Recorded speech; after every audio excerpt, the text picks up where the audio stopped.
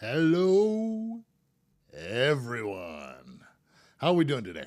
My name is Scott. I'm a professional body piercer, and on this chat here, we're going to ask, I'm not going to, but you guys are going to ask a whole bunch of piercing questions, and I'm going to do my best to answer those for you. So when you ask your question, please be as thorough as possible. We are here in Las Vegas. I wanted to say sunny Las Vegas, but it's the evening. Yes. That is, Evening yes. show. And behind the scene, we don't have a picture of him yet, but you've seen him before. We have Nova in the house as well. Hi, everybody. How are you? So, yeah, we're back at this here, another live chat. How's your day going, Nova? It's going pretty well. We're doing an evening show, so spent the full day at the shop today. Yeah. Which is always a blast. Oh man, we had so much fun. Yes, like we did.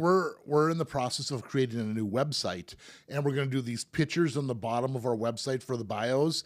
And we decided instead of doing pictures, we're going to do videos. So we kind of had everyone doing little personality videos. God, it's going to be so cool, and it's going to be up real soon. So you guys will see. You'll see. Yeah, it turned out really great. I really got into my blue steel persona today. It was pretty fantastic. We were laughing pretty hard back in that room. It was pretty cool. Yeah, we were. Pretty cool. Yeah, we were. Pretty cool. So who got in here? And hey, if you're here, make sure you give us a shout. Tell us where you're from, if you're a piercer, and yeah, we'll definitely give you a little shout out here. Absolutely. We do have a few people hanging out with us. Scarlett says hi. Hey, Scarlett. Bailey says hey. Hi from Tamia. Roxanne low-key Persephone. Roxanne low-key Persephone said Scott. Scott. Ominously. I'm here. You can write ominously. I didn't know you could do that. Oh, yeah. I mean, a certain font that I kind think of gives so. an ominous kind of. So it's all capitalized, and every letter is separated by a space. I I feel like okay. ominous is the only thing that it could That be, does right? make a lot of sense. That does make a lot of sense. Our friend Mats from over in Sweden says hello, Scott and What's up, Nova. Mats? How you Thanks doing, for man? hanging out. We appreciate it. You're Absolutely. always here. We always love to see a familiar face.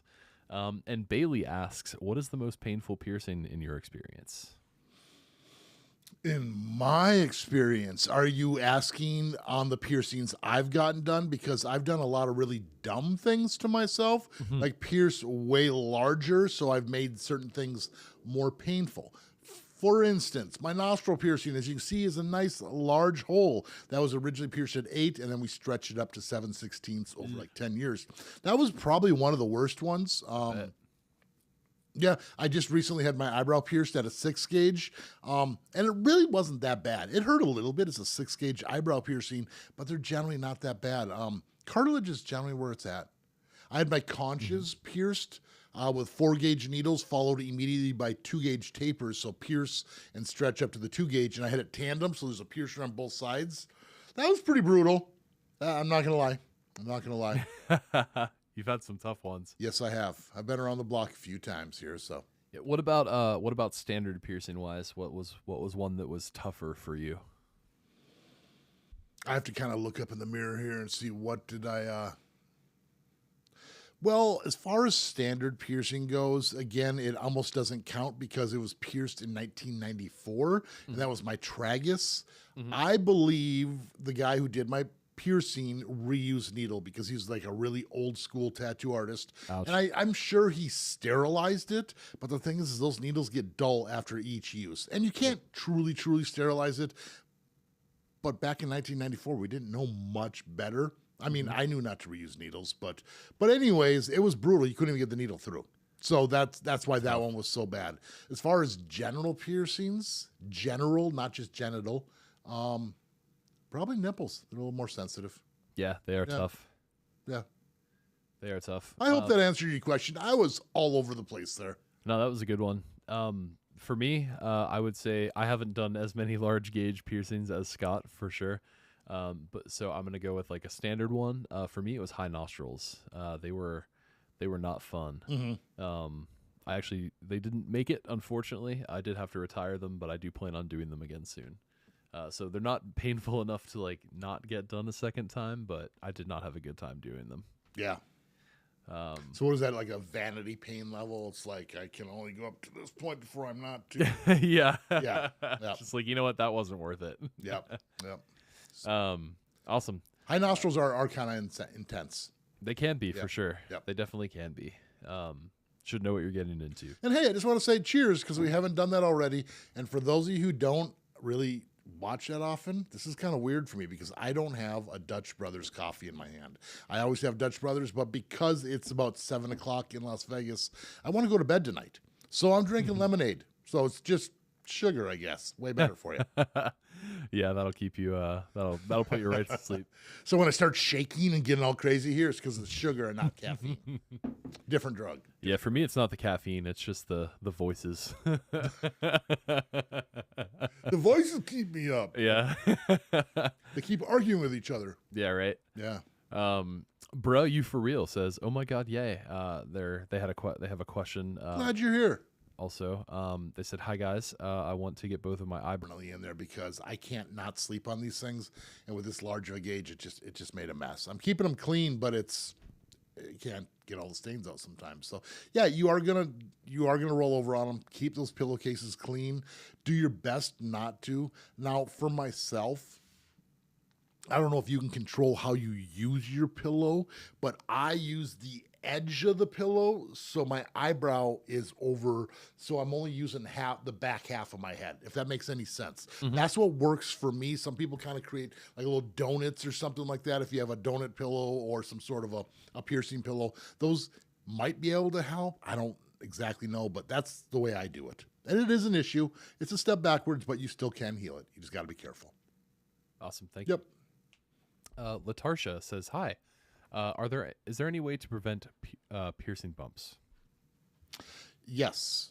A perfect situation. What I mean by that is go to a quality piercer who's going to pierce properly, perpendicular to the tissue, the right size jewelry, good quality jewelry. On top of that, you're not going to catch towels on it, shirts on it, rags, loofahs, or sponges on it. You're not going to get chemicals in there. Like if you're using makeup or if like shampoos or soaps, those get directly inside the piercing, that can cause problems and irritations. And the irritations is what causes the bumps. So a good piercing situation, and you're really gentle and nice to your piercing, you keep your crusties off, and you shouldn't get a bump, theoretically. But those bumps do come out of nowhere sometimes, so that's kind of the situation. Yeah, you can get a piercing and not get a bump, but it's tough. Yeah, ultimately, the piercing bumps come from irritation. So the only way to not get them is by not having any irritation. And sometimes that's possible to achieve when it comes to piercings. But even if there isn't any trauma or anything, they can still pop up. No pun intended. Yep. Awesome. So yeah, I hope that answers your question. And some piercings are more prone to bumps than others, like a nostril piercing or a snug piercing or a doth piercing. They're just a little bit more prone, so you kind of do your homework and you figure out if you're just getting a normal earlobe, the chance of a bump is pretty low. You have to really snag it. It's true. So Tamia says, "I'm from Jamaica." Wow, awesome. Cool. Thanks for welcome in. I don't remember anyone from Jamaica before here.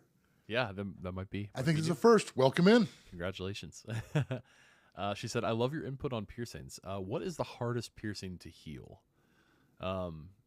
So before we go into that question, I think maybe the question, or we should limit the question to what is the hardest viable piercing to heal, because you can do any piercing anywhere and it will be the hardest to heal or impossible to heal. That is a good point. It kind of depends on how you look at it. But of the standard piercings, and there's a lot of piercers who won't even do them, and that would be the snug piercing. I think the snug is notorious for being one of the most difficult to heal. Of cartilage piercings, expect a minimum of a year, sometimes 2 years, sometimes 2 years plus. It's unbelievable how finicky and pain in the butt this thing is. It's just this little tiny ridge right on the inside right here. Yeah, why don't we pull up a picture here in a minute and we'll show you what a snug piercing looks like. Awesome, yes. Now, if I wanted to go a little bit more on the extreme side, I am going to say a UFO piercing is the most difficult piercing to heal. But those things are so rare that you probably have never even seen one before, unless you've seen one on my show or on the internet here. So you find a good snug? Yes. Okay, so the snug, if you follow the little arrow there, is kind of there, right in the middle of the ear.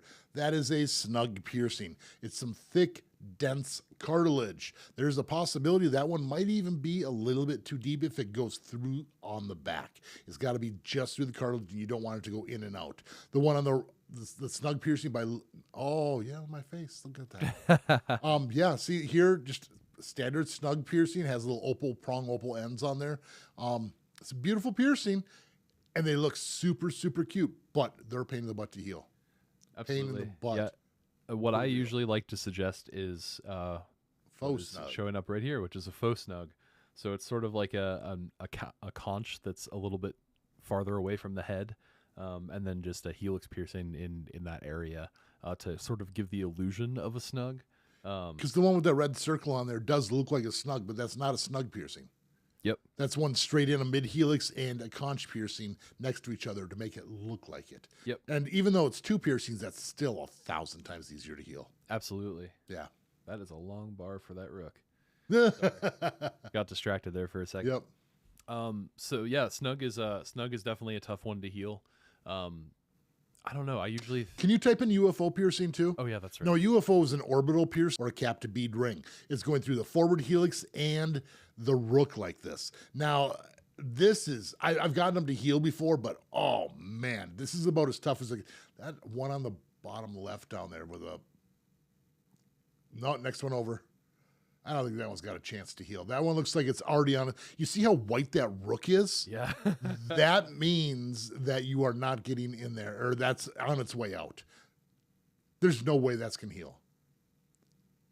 Oh, wow. It looks even worse when I zoom in. Happy. Yeah. That's pretty fresh. So sorry to that person for whoever got that one done.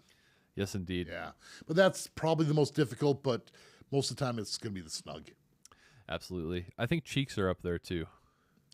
Yeah, they're a pain in the butt. They're just like temperamental. You go back and forth and constantly irritated. That's a bump one too. Talk about bumps. Yep. See bumps on cheeks all the time. Yep, for sure. They can be tough to heal. Definitely possible. And I actually am a big fan of the way that they look aesthetically too. But yeah, they are tough. They are tough. All right, let's keep it rolling. Yes, rolling. Lailani says, so glad I could catch this stream. Quick question, because I have a surgery coming up. Any tips on how to put in a nostril screw? I have a glass retainer with a quote-unquote screw end. Yes. Okay, so the thing is, excuse me 1 second. I need to go grab some markers, which are right here. No, those are permanent. No, here's the shit. The right type of marker makes such a big difference. Okay, now your nostril screw. Okay, see if I can kind of. Okay, you're going to have this hook here on the inside. It doesn't go out like that. It generally comes up. But anyways, this curved part is curved, obviously. Now, the thing is your nose piercing is straight. Where people get into trouble here is they try to curve it into their nose. That is not the case. You almost just need to like stick your finger or a Q-tip on the inside of your nose and push it all the way in, then do the twist. Did I explain that right, Nova? Yeah, I think so. It's the most common problem. It's a straight piercing and people try to curve it in there. Yep. And you hit the middle and then you create an open wound. It starts swelling. Now you're not getting anything in there and a lot of people lose their piercings. So best thing to do is just very gently put it in that way. Or have your piercer do it for you. Yep, that is definitely a great recommendation too. But yeah, I actually did that. I think the first and second time I put a ring in somebody's nostril after they got it pierced, as I was trying to do the curve. Yeah, and like one of them I actually caused a lot of irritation in. So easy to do. It just in our head it makes sense. It's curved, so you curve it to get it in there, and it's like no, you need to not quite. You need to push it through, and then There's some finesse for sure. And good luck on your surgery. Hopefully you get a fast, easy recovery. Yes, absolutely. Let's see. Top Notch says, greetings from Texas. Welcome in, Top Notch. Thanks for hanging out. Bailey Banks said, I appreciate the stories from both of you. They're the one that asked about the painful ones. Oh, yeah. I can tell you stories all day of some fun, crazy, and stupid things I've done. Awesome. Yeah, yes. Same. Tom Buford says, what is your least painful piercing? For me, easily, I'm going to say my tongue frenum. The tongue web, which is on the bottom of your that little thing in there. I always look so cool when I do that, you know? But anyways, that little web, mine looks really, really thick because mine ended up rejecting out and all I have left is the thicker tissue there. But when you do that, you're going to see that most people have like almost a paper thin web there. And that's actually where we're going. When I do these piercings, 99% of the time, I'm going to, you know, for most piercings, I say take a deep breath in when you're ready. When you blow it out is when I pierce you. I'll just kind of look at someone and say, are you ready? And I just kind of just go. Because I've never had someone go, ow, or any sort of reaction like that. Mm-hmm. It's most like, did you do it? You know? There you go. Yeah, so that's, but it's the least painful, but it's the most difficult to try to get a beat on one of those things. So, yeah. Yeah, I bet. I've actually never done one. So, yep. You know, when people come in, if you can't do that little suction thing like I just did where you put your tongue at the roof of your mouth and if you can't hold that, I can't do the piercing. Because like when I lift my tongue up, the web goes away. And my tongue's not holding still. Mm-hmm. See, it moves around. But when I have that suction, I have full access and it's going to hold it steady for me and I'm going to get it nice and straight for you. That's cool. I actually didn't know that. That's yes. That's a fun that's one. my requirement if you want to get a tongue frenum by me. Good to know. Yep. I'll say the least painful piercing that I've ever gotten was my navel. Okay. That one wasn't bad at all. Which one? Even though it was the 8-gauge one. Okay. It was not bad at all. I was really surprised actually at how easy it was. So that was probably one of my easier ones, and the lobes are pretty easy too. Good to know. And that just goes to prove it's like the size, like people get so intimidated sometimes, like, ooh, you're doing a 14 gauge. I wanted a 16. I'm like, your body can't tell the difference between that fraction of a millimeter unless you're using really, really crappy needles. Then every little bit does make a difference. But that's why you go to a quality piercer, so you don't feel that difference. Absolutely. And Tom also said cheers from Chandler, Arizona. Cheers. Cheers. I was round your parts not too long ago, actually. I was just down in Phoenix. Scarlett said her most painful piercing was her vertical labret, which she got over a year ago and healed perfectly. Good. Glad to hear that it healed perfectly. Yeah, that one's really pinchy. Now that I think about it, I don't know if I've ever had a vertical lip piercing. Yeah, I haven't either. I don't think I have. But of the reactions, people say it's very pinchy. It's like, ow, especially that exit hole. Interesting. So, yep. Well, now I feel like you have to get one so you know. Okay. Let me do it. You talked me into it. I did my first vertical lip piercing on Kelsey, and it was great. And she took it out, and I'm sad. I'd probably get a Gestrum before I got a vertical labret. Yeah, that's what I did. What do you guys think? Let us know in the comments. Yeah, let us know in the comments. Gestrum on the upper or lower? I mean, it would depend do you want a philtrum piercing or do you have a philtrum piercing? I used to have a philtrum. I really enjoyed having it, and I think they look really cool with the mustache. Yeah. But a Gestrum's almost the same thing, except for the different types of tops you can wear. Yeah, it's true. So, I don't know. I like the whole curved barbell thing. I got like all these eyebrow things going on now. And yeah. That'd be rad. And don't get too excited. It's not happening right away because after this, I'm going to have my other piercer, Des, do my rook piercings at a 10 gauge because I want to stack some rings in there. That's going to be so sick. Yeah. I don't know what's wrong with me. You like stacking stuff, and it's rad. Yeah. Cool. All right, let's keep it rolling. My girlfriend Ariel Sweet is in saying hi. Hi, she Ariel. also said Gestrum. She said Gestrum? Yes. Okay. So that's what we'll have to do. Maybe I'll get to do one. I'll get to do my second one, maybe. You've done a Gestrum, but not a vertical labret? Yeah. Yeah. Gestrums are so much harder to do than that vertical labret. Yeah, I did Kelsey's. Okay. When she had it for a while. She liked it. She also had her philtrum pierce, so I was like, that was also interesting to navigate. Like the philtrum piercing being there. She took the jewelry out, but the piercing itself was still there. You know what? The tough part about a Gestrum is the nose gets in the way, but you can just go through the nostril through that hole, and it gives you a little extra leverage there. So just kind of play with the nose at the same time. Yeah, that is true for sure. I'm a thinker. Absolutely. Black Jade says, "Hi Scott and Nova. At what point after reaching your goal size can you wear weights?" Anytime you want. As long as you can get your jewelry in and out. The thing is if it's a fresh stretch, a lot of times weights don't keep it fully stretched, so you'd probably want to be at that size for maybe a couple weeks because it's going to shrink up, and if you have a tough time putting your plugs back in, you got to be careful. So I'd give it a couple weeks, and then you can start with some weights, and don't put weights in and wear them all day long. Put them in for an hour and see if your plugs go back in easy. Because they start shrinking, and that way it's easier to save after an hour than it is after an 8 or 10 hour day. So that's my suggestion. But give it a couple weeks. Wouldn't you think, Nova? Yeah, and when you say a couple weeks, you mean a couple weeks after healing, right? After healing. Well, once you reach your goal size, so you've stretched, you've made it up to 1 inch. Yep. Okay. Give it a good 3 weeks or so to where your earrings, your plugs are loose and they feel comfortable. Then I would say you can probably wear them. You might be able to do it right away and they might hold, but generally when I wore weights, when I had my earlobes, the plugs were a little tighter going back in every time. So keep that in mind. Awesome. Thank you, sir. Let's see. I know she got it. Asks, hello. I caught you. Or glad I caught you. I just posted a comment on your old video. I can't seem to get my surface, I believe it's tragus piercing, back in.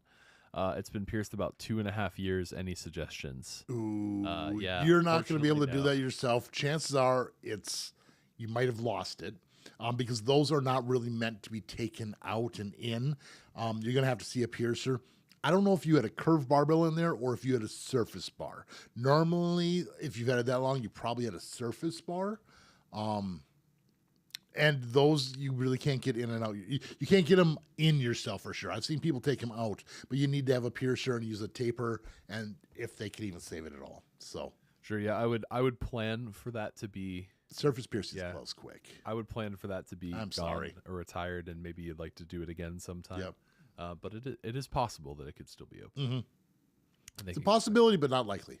Yep. Possible, not probable. It's not fair. It is tough. Bruh, you for real says, also, I really want to get a new tongue ring. I can't seem to find any good places online, and I'm worried about poor jewelry quality. Any suggestion for good stores online? Kind of depends on what you're looking for. Now, when you say new tongue jewelry, if you're looking for a fancy plastic top or gems, you get kind of limited options for most jewelry companies because most things just don't hold up. Plastic's not safe. Stone's not real safe to have in there. I mean, maybe if it's on secure enough, but stone's more likely where the bead could come undone or break off and you could do some damage to your teeth. So you got to be careful. But get the proper size implant grade titanium, and maybe you could do anodizing where you could change that color or maybe add a single gem on that top one if it's encapsulated in the ball. I myself am not a fan of wearing discs as far as jewelry on a tongue piercing. I'll do like an M&M one, but I won't do a flat disc. I never really enjoyed that. I don't really know what... Can I interject a little bit? So generally what I'm going to steer you towards is finding a local piercer, local high-quality piercer that can help you, especially because most jewelry companies, or pretty much all high-quality jewelry companies, don't take returns. So there's a good chance that you may buy something that you believe is the correct size for you, but there really isn't a standard size. There are more common sizes than others, but everybody's different, and you will need to make sure that you are sized correctly. And really the best way to do that is to go to a piercer. Also, a lot of high-quality jewelry companies don't sell to the public. They only sell to piercers. But yeah, if you let us know where you are in the world, we might be able to steer you somewhere. And if you're thinking, oh, it's no big deal because the company I buy stuff from takes returns, how do you know where that barbell has been before it went in your tongue?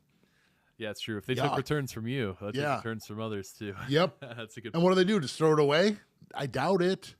Like, looks pretty clean. We'll sell that to so-and-so and let him put it in his tongue. Well, that's what we do too, right, Scott? Saves a couple dollars. That's a joke. That's a joke. Big joke. Awesome. Jewelry. Yeah, none of that. None of that. Let's see. Ernie says, I finally got a confirmation of my Vegas trip, and my piercing appointment is booked with you, Scott. It's just for a flat piercing, but I'm so excited. I am too. That is super, super cool. Where's does they or where is, words? They're really tough. They Where's can Ernie be. coming from? Do you know? I do not know. Okay. But he did, or they did ask a question. They say, is the address of the shop on the website the new one or the old one? Yeah, so we haven't moved yet. We won't be moving until February. Once that happens, we will be updating everything. So yeah, the one that is currently on the website, you're A-okay. Mm-hmm. I just want to make a statement here. Insurance companies are frustrating. Yes. Moving on. Yes, they are. Yeah, we've had some fun with the new shop. Scarlett also said, yes, Scott, get that Jestrum piercing. Jestrum, huh? That's 2 votes That's for the 2. Jestrum. Love Let's see. Liddy Cakes says, I have a totally off-topic question. Sure. Not that off-topic. It is piercing related. Question, I got my second holes pierced in my ears when I was 14.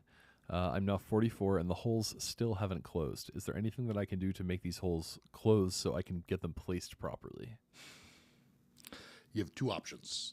One is going to be going to a doctor and having the doctor basically cut it open and sew it shut, because you've established such a good fistula, that tube of scar tissue, where it's not going to go away. The only way you can get rid of it is by, I hate saying this, but by almost irritating it, putting in like really bad jewelry to the point where they almost started bleeding or something like that. That's not the only way it's going to close, but you could end up with some really nasty scarring, and you could have some discoloration. So that is not the way to go. That's why you need to go to a doctor, and they might even just take like a little biopsy punch out that fistula so it's all raw tissue, and maybe put 1 stitch in there or even a Band-Aid, and that might be enough. And when that heals back up, you're back to square one. So go to a doctor. That's going to be your best bet. Yep. I hate saying it, but it's true. Yeah, it is unfortunate. But yeah, once, like you say, once that fistula is established, it's hard to get it unestablished. I haven't really talked to anyone in a long, long time about this, but last I heard is it's around $650, $750 per earlobe if you want to get something fixed or reconstructed by a doctor or surgeon. That's what I heard, and that's been several years, but every part of the country or part of the world is going to be different. And like I said, that might be like 5-year-old information. Is that like earlobe reconstruction or just or any, like when you have the slit in your ear and you need to like close it up, or if you have plugs and you want to reconstruct the plug one, I don't know exact prices, but good to know. Yeah, $650, $750 per ear. So it's not cheap, but it'll work. Yes, it will. Scarlett says, I've started my stretching journey recently, and I'm currently up to 3 millimeter. Nice. Gorilla Glass plugs. I'm so excited to be at tunnel size. It's a weird stepping stone where it really feels like you've reached a size goal. I know it might not be your ultimate goal, but once you hit plug status, it's like I've reached the status where I have to go to this style of jewelry. Yep. And plugs are cool. Yeah, they are. Plugs are cool. Yes, they are. HE says, hi. Hey, how you doing? Let's see. Bruh, you for real says, I'm in the Orange County area. I have a great piercing shop I go to, but they have a pretty small selection. Give me. Was that the tongue? Yeah, the tongue person. Okay. I can see if I happen to know anybody who's close by. And again, like I have a huge selection of jewelry in my shop. I hear it from everyone, and I'm pretty proud of it. But at the same time, it's like we have titanium barbells, and then we have 2 other extra beads, one with a white opal encased in a titanium ball, and another one where the gem is encased inside a titanium ball. So it's still pretty much a titanium ball, and it's just whether it's color or a gem. You don't get a lot of options with tongues. The more fancy, if there's anything, it's going to it roof your mouth. It's really, really uncomfortable. So you got to have something that's smooth and comfortable and the right size. Yes, absolutely. Absolutely. But we'll get Nova on that for you, see if there's any other shop and see. Yeah, I'll take a peek to see if I'm just curious, what are you looking for, by the way? Is it even a possibility what you're looking for? Let us know what you're looking for. That is a good question. Yeah. Ronald Corias says, hi, Scott. You are the best. Thank you. So are you. You are here joining us tonight, and we really appreciate that. Yeah, thanks for hanging out with us. Yeah. Let's see. Jacqueline says, I got a doth piercing a little over a year ago. I still have crusties. Is this normal, or should I keep doing my normal cleaning that I do?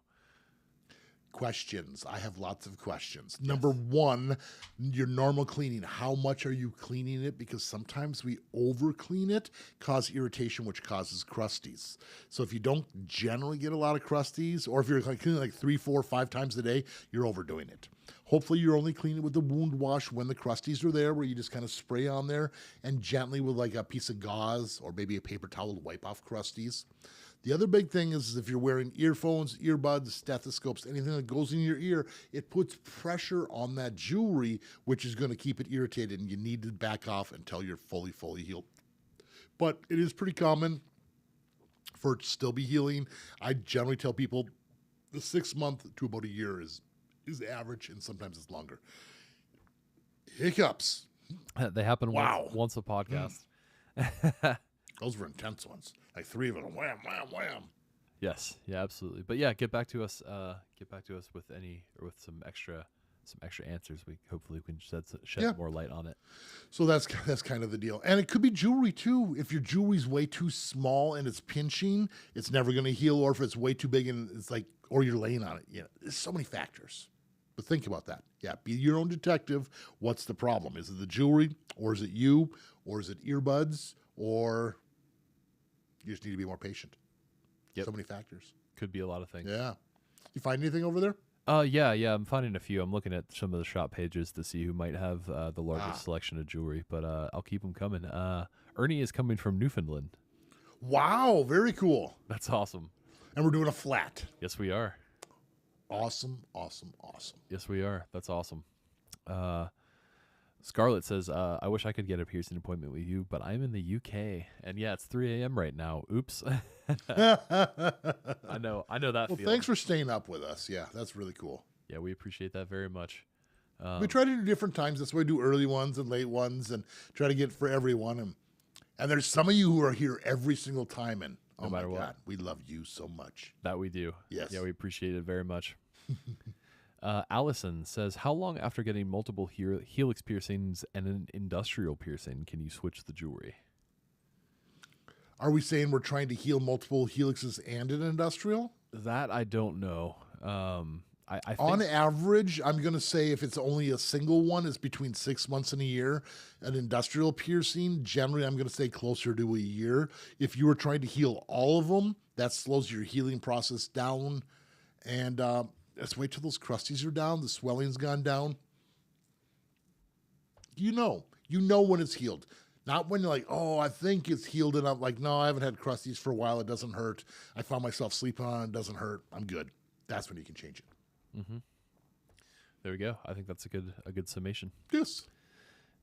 Let's see. Liddy Cakes says, thank you for answering my question. It's so close to the edge of the lobe and literally straight and not following the shape of the ear. Oh, they're talking about the lobe. Yep, the lobe piercing. The second hole or third hole that wants to be closed up. So it's frustrating. When it's there, and there's nothing you can do about it.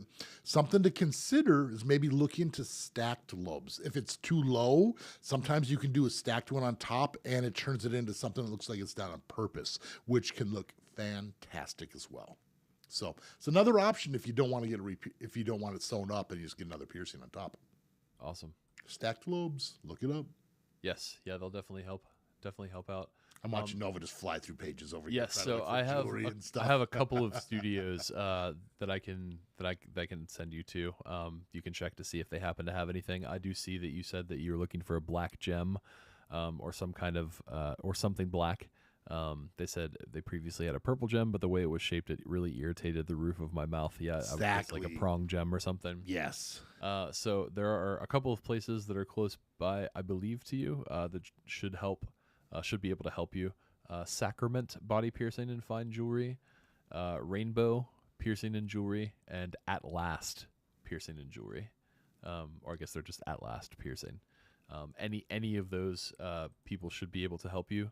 At least give them a call so you don't waste your drive there and find out they don't have it and they have to order it or whatever it might be. Yeah, exactly. I'm sure there are other great studios around there. I do know a couple of people at Last that are good, and the others are people that I know by reputation, but not but not personally. But they should take good care. Yeah. Cool. Thanks, Yes. Bobo. Yeah, absolutely. Forget me. I didn't forget you. Says, my cartilage piercings are healed, but I still can't wear rings in them. The piercings get irritated after a while. Should I try to stretch them to make room for a ring? Which cartilage piercings? Number one. And back to the drawing board. This is really important, and a lot of people really overlook this, and that is the equation to wear a ring. You need to have at least 2/3 of the ring showing and a minimum or a maximum of 1/3 inside. For instance, that's not a bad circle. So when we're looking at a circle, if we divided it into 3 sections like this, you only want 1/3. That means this much should be inside the piercing. If you have more than that inside the piercing, there's too much curvature and it's going to pinch the straight piercing and cause bumps to immediately grow.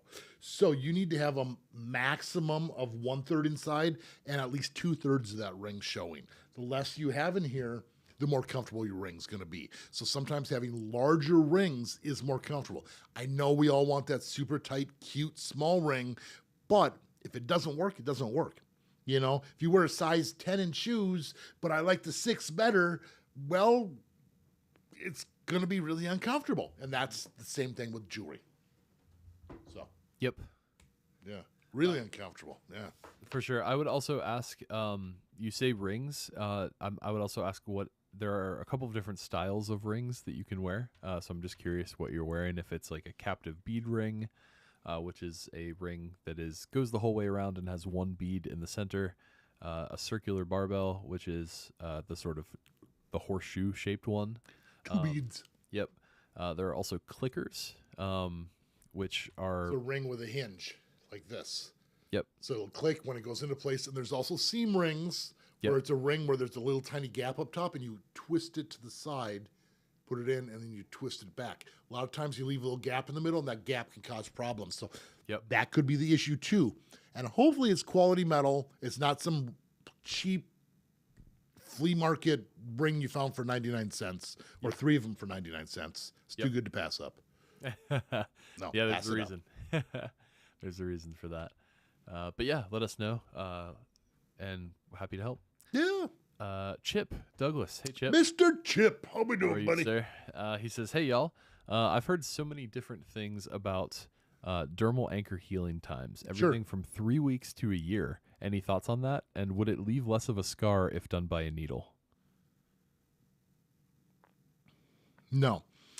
So the scarring situation, the needle, if you're using a needle or a biopsy punch, it's going to be roughly the same size. It's still going to be a 14 gauge or a 12 gauge needle or a biopsy punch. So the hole's going to be roughly the same size. The only difference is a needle is going to make a crescent incision where a biopsy punch removes all that tissue. But I've also seen a lot of that tissue over a 14 gauge hole. It just grows back over and you can't even tell the difference. So as far as scarring goes, take it out when it's rejecting. What leaves a big scar is when you let it come all the way out and then you have a nasty scar. If it starts rejecting, take it out right away, and that's how you minimize the scar. Now, as far as the healing goes, you asked a really damn good question. Mm-hmm. You really, really did. Because the question I've always had is, for a surface piercing, or let's say an eyebrow piercing, it's one hole. It goes from start to finish. And what we do is we heal a tube of scar tissue called that fistula, and that's what prevents germs and bacteria from going inside there. Now, with a dermal anchor, you're making a single hole and you're letting the jewelry kind of float under the skin. I don't know, and maybe someone else can answer this, does your body completely encapsulate that foot to prevent the infection? You know, does it get encapsulated, or is it kind of like just a semi-open wound all the time? Because when I've had them, they're temperamental. They go back and forth. Mm-hmm. So that being said, if you fully encapsulated with that scar tissue or that fistula around the foot of the dermal anchor, I would guess that would probably take a year. So generally they're pretty comfortable after maybe a month to a couple months, but if for it to be fully healed, it still has to last a year. And to this point, I've never seen someone have a permanent one.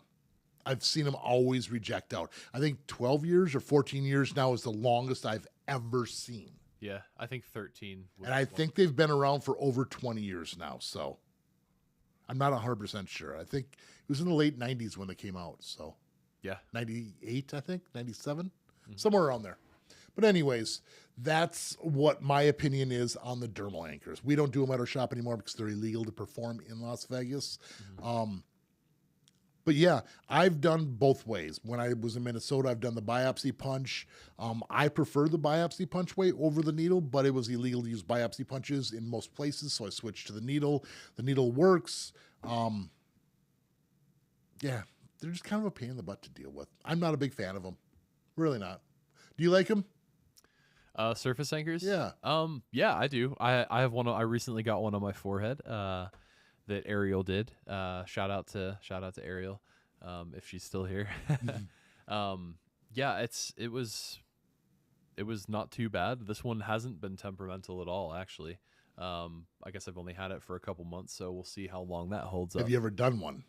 Yeah, I've done quite a few, or not quite a few. You've done a few though. I've done a few of them. Okay. Yeah, I've done a few of them. And I hate doing them, to be honest. I do too. I feel like I'm hurting people when I'm trying to get that last foot in It's and trying to stretch your skin, and it's brutal. You just muscle it. Yeah, I remember the first time I'm a finesse person. I did one. Yeah, my mentor was just like, "You gotta send this. Like, this is not a time for being delicate. Like, you have to, you gotta pull it in. Or it's not really like a straight pull, but you know what I'm talking about.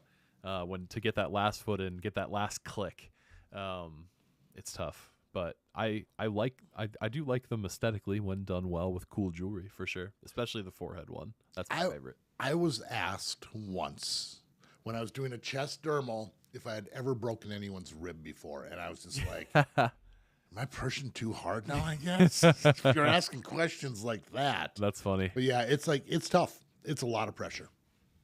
So, moving on from the dermals. Yes. Thanks for asking, Chip. Appreciate it. Absolutely. Taco Cat is a palindrome. Yes. How's it going? Says, hi, Scott. I find that if I take my 4-gauge plugs out daily for cleaning, my lobes get irritated. But if I leave them in for a few days and then try to take them out, the holes get very dry and grippy. ? If you take them out daily, they get irritated. But if you take them out every couple days, they get extra dry. Yeah. I see. That seems to be it. Or no, let's see. No, not quite. If I take the plugs out daily for cleaning, they get irritated. If I leave them out for a few days. Oh no, wait, I'm wrong. It says, but if I leave the plugs in for a few days and then try to take them out. Yeah. Okay. So you were right the first time. They're dry when they're. Yeah, they're dry if they leave them in for a couple days and then take them out. But if they take them out every day, then they're Gotcha. Get irritated. Okay, so I'm looking for everyone else's opinion too. Let us know in the comments. What do you put on your ear? Back when I had my earlobes, my favorite thing was cocoa butter because to me it was almost in between an ointment and a lotion. Lotion sometimes doesn't hold the moisture long enough for me, but at the same time, you don't want your ear to be greasy either from all the ointments and stuff on there. Cocoa butter was that in-between middle ground. Now, when I take my plugs out, I would massage my ears, and I'd take that cocoa butter and just kind of rub it in there at the same time. Now, if this hurts your earlobe when you're doing this, it's not good that it hurts, but this is a sign that you need to get circulation in your earlobe. You should be able to massage your earlobes without them hurting. If it hurts when you're doing that, you should be massaging your earlobes on a regular basis. And that cocoa butter will make it a lot easier when they slide back in. The moisture kind of holds up a little bit better. And then the other thing right now is we're entering the winter season, and the winter season is brutal. It gets a little extra dry, and our piercings aren't as happy, and there's an adaptation time. So whatever works for you, a certain lotion, a cocoa butter. Some people might use oils. Yeah, but for me, it was cocoa butter. Awesome. Cocoa butter. I love cocoa butter. Yeah. And it smells good, too. Yes, it does. Don't eat it. Excuse me, I have the hiccups now too. They're contagious. Careful. Is anyone else Yeah, not? Liddy Cakes says, how do we submit pictures of our ears to let you help us decide what piercings we could and should get? Not worried about my face, but I would love to know ear suggestions. Well, that was for a series I did a while ago called What Should I Get Pierced? I'm trying to bring something like that eventually back, but I'll let you know right now, it's going to be a long, long, long wait. There are thousands and thousands of submissions I'm trying to get through, and it just got too overwhelming. It really, really did. Yep. We've been kind of even talking about possibly changing and maybe doing some sort of a lottery type thing. I don't exactly know. It takes a long time to do those videos, and it's a lot of work. I enjoy doing them. It's just I haven't had the time to do them. So, but if you could send a picture to PiercingWithScott@gmail.com. That's where people do send them. I can't promise you it'll be anytime soon.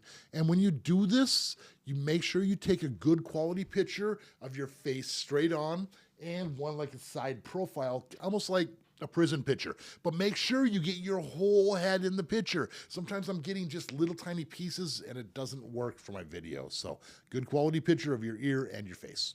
Absolutely. PiercingWithScott@gmail.com. Yep, it's going, like, when he says a long time, like years, maybe. Years. It's like I go through the email and it's just like, God, it's so overwhelming. And I appreciate you all wanting this, and I wish I could do more, but. So I do want to, there is something that I'd like to bring some attention to. There are piercers that offer styling. Yes. Some people charge for it, some don't. I know we have talked, we do a lot of ear styling. We don't charge anything extra for it.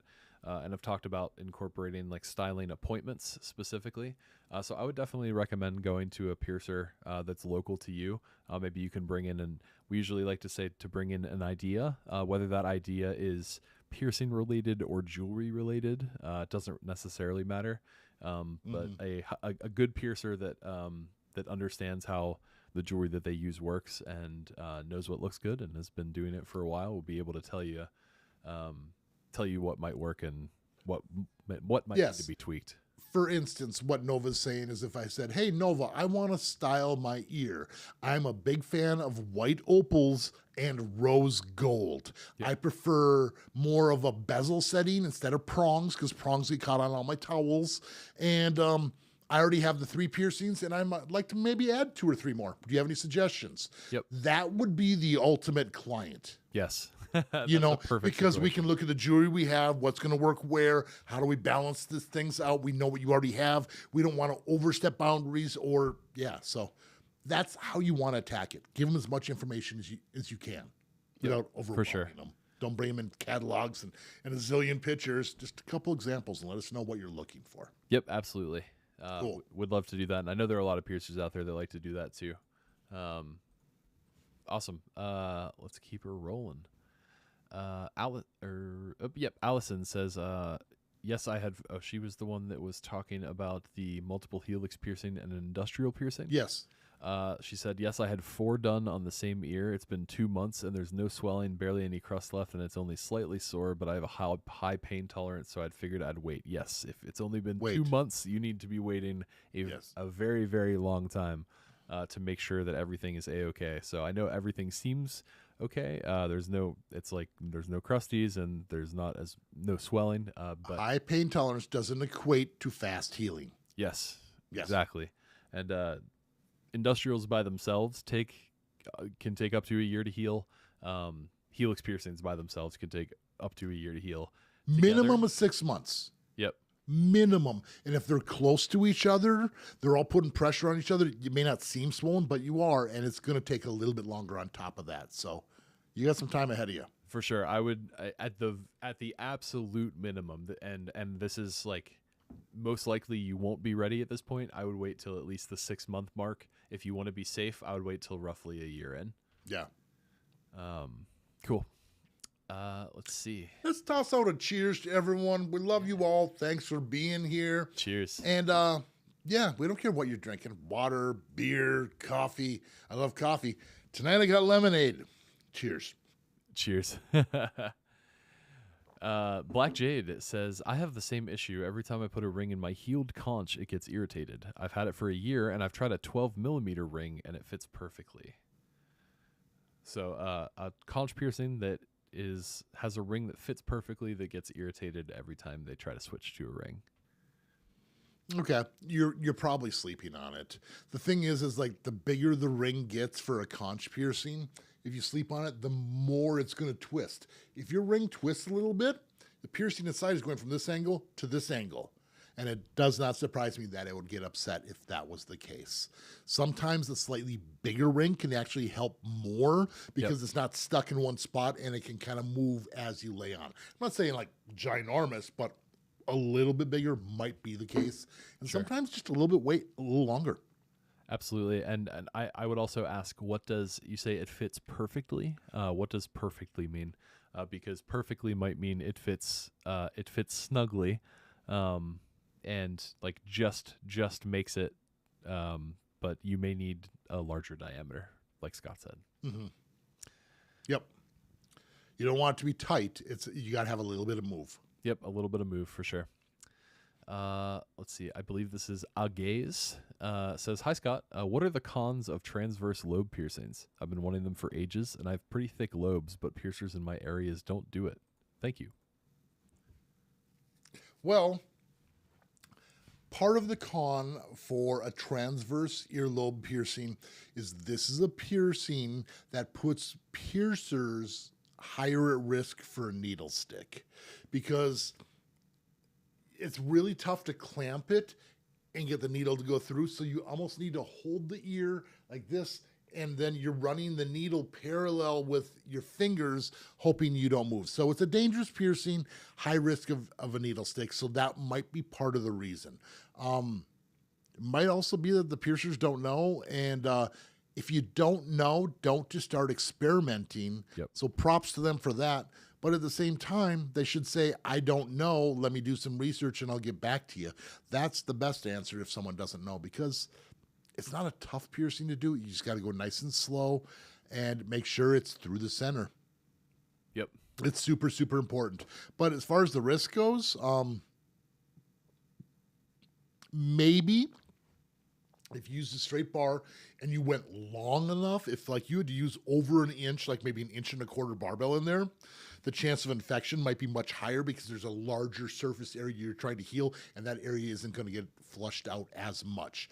But that's not real common. As long as you keep it under an inch, you should be fine. Awesome. Yeah. I'll keep it rolling. Let's see. Halo 2 says, hey, Scott Nova, do y'all have a slow season? How do y'all bring in people during slow days for piercing? Tuesdays and Wednesdays have been so slow the past couple weeks. Yeah, we do have a slow season. We're getting hit by that right now. And we are getting hit by that right now. We got a giant SpongeBob SquarePants outfit that I put Nova in, and I send him in the middle of the street with a big giant needle kind of pointing towards, so the cars just kind of come in. It works beautifully. I'm ready. Not true at all. Not true at all. Unfortunately. October in my 30 years piercing is notoriously one of the slowest months. We've always had a tough time. And then right now, right after like the election, everything, we're really slow compared to before. And I haven't experienced a lot of slow times with my business, but it's hitting everybody right now. So that is really, really common. Nova, why don't you hit this? Sure. Yeah. I can definitely Your talk specialty. to you. Yes. So I used to work in like marketing for tech and stuff. So I have been trying to get people in with varying levels of success, definitely doing a lot of testing, but I can talk about some of the stuff that I've been doing that works. So first of all, I want to talk about Instagram and Google. So a lot of piercers spend a ton of time on Instagram, posting on Instagram, running Instagram ads. But every shop that I have ever talked to about this, that I've had them start tracking where they're actually getting their customers from, most of the time it's from Google and not from Instagram. So search engine optimization, it's also called SEO, is very, very important when it comes to your business, when it comes to service-based businesses like this one. When somebody types in, for example, piercing Las Vegas, we want to be the first ones at the very very top of the Google search. That makes people way more likely to click you just because you're first. So yeah, definitely work on that if you haven't. I also want to say that Instagram is still important. It is. What we have learned is that it keeps your customers you already have, it keeps you in their memory. Like when they see your stuff, like, oh, cool, that's a cool piece of jewelry. So it keeps your business relevant in an existing customer. Absolutely. Yeah, we call that retention. So it helps us retain customers and helps us get repeat customers. So Instagram is still an important part of the factor, but if you're looking for new clients, Google is definitely a good place to start. I also want to touch on how to track where your customers are coming from, because it's very important to know, because you may be different than us. So one thing that we started doing is we added a question that is required on our paperwork that just said, how did you hear about us? And it had a drop down menu from all of the different channels that we use to try and get clients, or if they have been there before.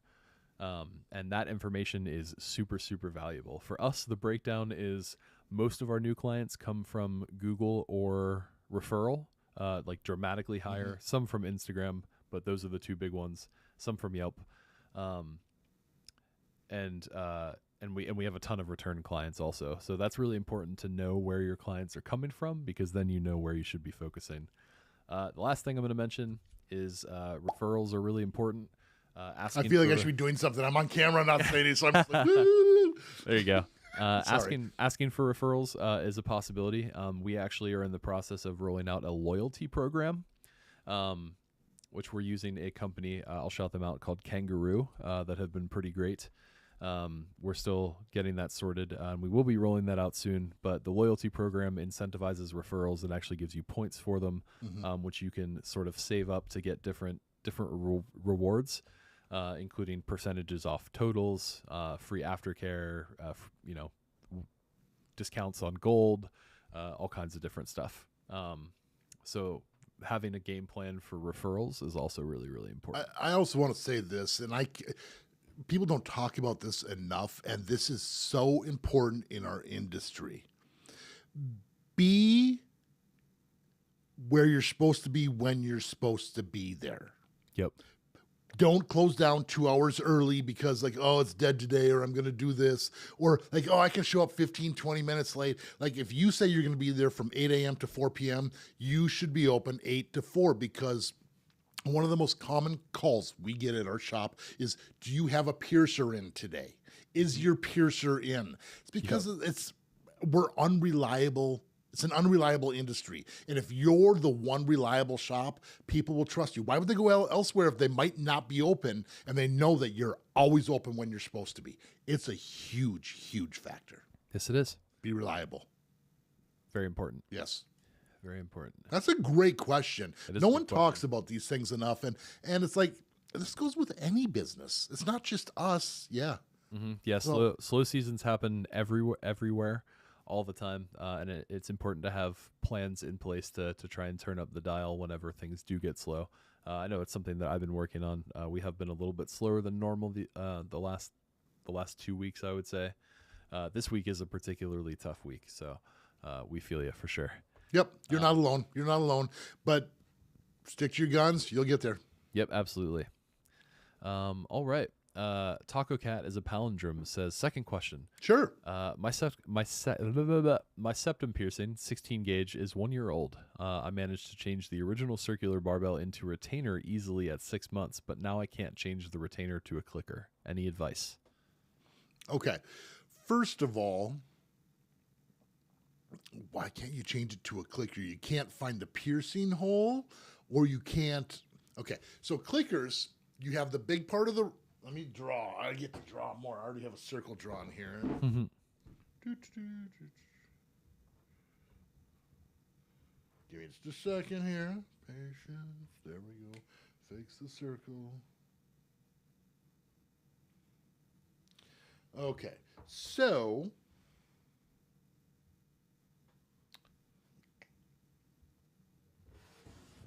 When you're looking at a clicker, you're going to have a little hinge area right here, and this is the shorter part, and you have the larger wearing surface here. Not the wearing surface, but the decorative surface.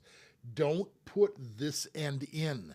Put the clicker part through here, because this end here, if we did this like close-up, is almost like this, where it's almost concave, and this edge right here is sharp. So it's going to grab, and it just doesn't go.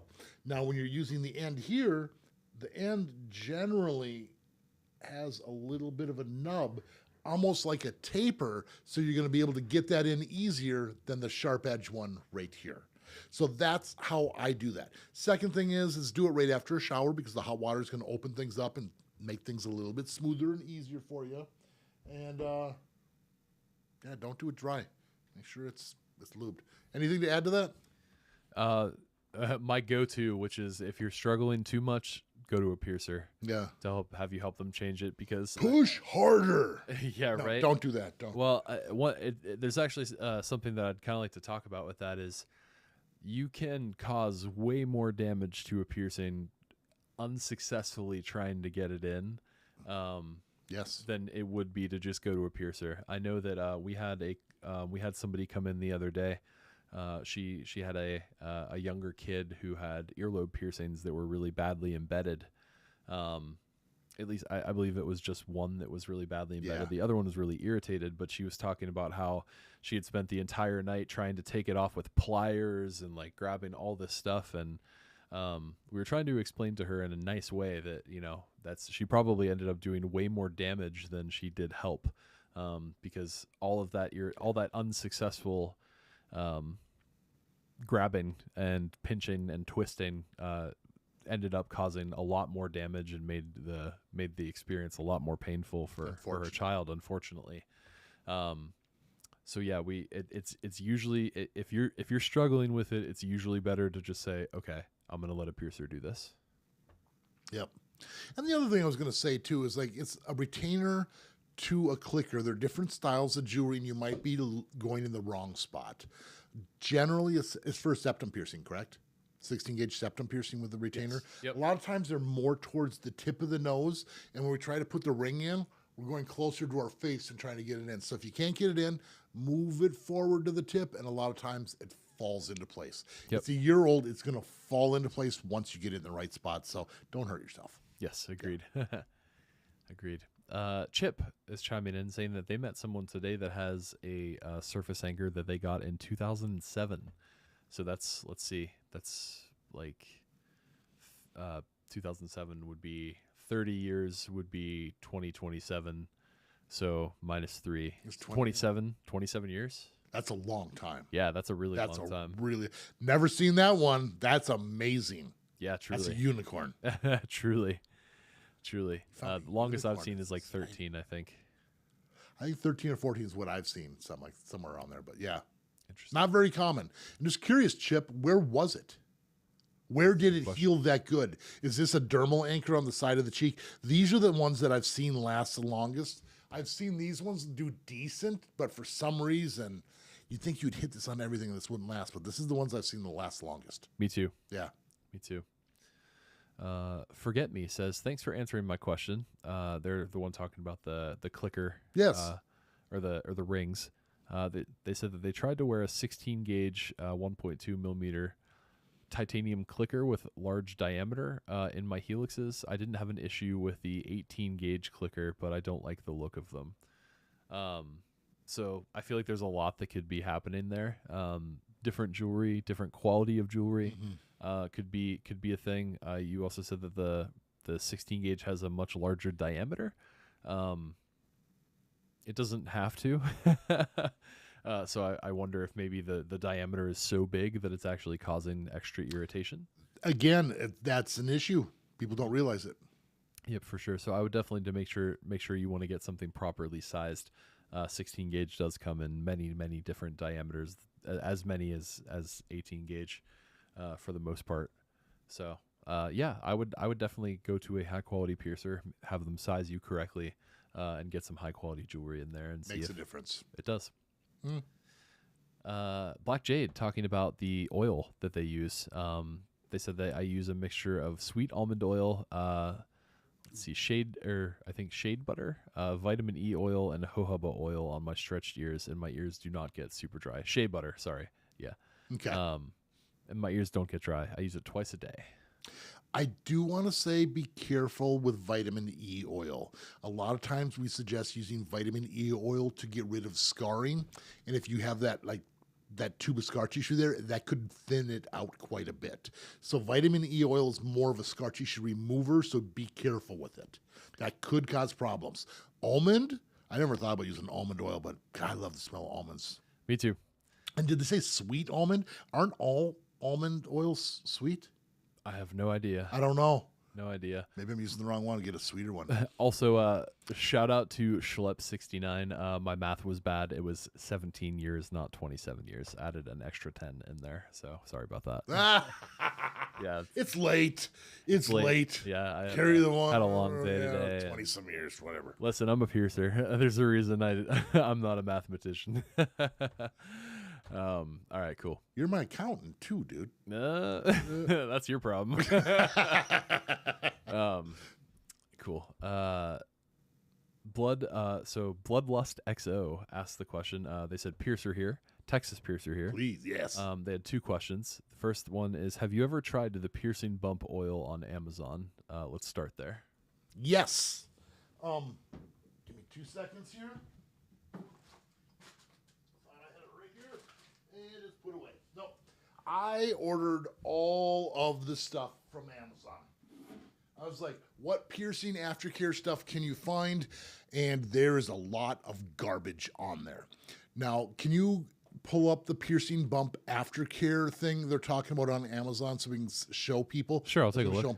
Now, when I looked in the ingredients there, and it's exactly what it is, it's like lavender oil, tea tree oil. It's all the different essential oils that someone concocted at home or something like that. There's no seal. It wasn't sterile, safe, clean. Yeah, it's not impressed at all. What are the ingredients? Is there any? Yeah. See, it's just a bunch of essential oils, and like people are jumping on this little, train to say, hey, I can make some money of making all these, just label it as a bump, treatment. And the thing is sometimes people say it works because they're starting to take care of their piercing, but this is the wrong stuff. It's not meant to go inside the body. Don't use this stuff. It's not medical grade. It's essential oils. Yep, and I always like to say sometimes we heal in spite of what we do and not because. There have definitely been times where, it's like, oh well, once I started putting this bump stuff on, like a month later it went away, and I'm like, well, if you hadn't put the bump stuff on, chances are a month later it would have gone away too. Correct. I mean, in the same kit, I'm looking at, like, there was also piercing floss where it's like a pipe cleaner where you run it through your piercing to kind of clean. Like, it's terrible ideas. So I always tell people, unless you're buying the brand name Neilmed or H2 Ocean or what is the other, the Briotech, Steriwash, the major brands, don't experiment with the non-name brand stuff. Mm-hmm. It's risky. Agreed. It's real risky. And these are the ones that I stick to as far as like aftercare stuff. I'm not 100% sold on the Briotech one. This has got the, what's that acid stuff in here? That's the hypo. It's like hydro something acid. I don't know. Elaine Angel swears by it. I used it for a while. I wasn't a big fan, but there are a lot of piercers that like it. There are a lot of piercers that I respect that like it. So it probably works fine. We got Neilmed, H2 Ocean, and Steriwash.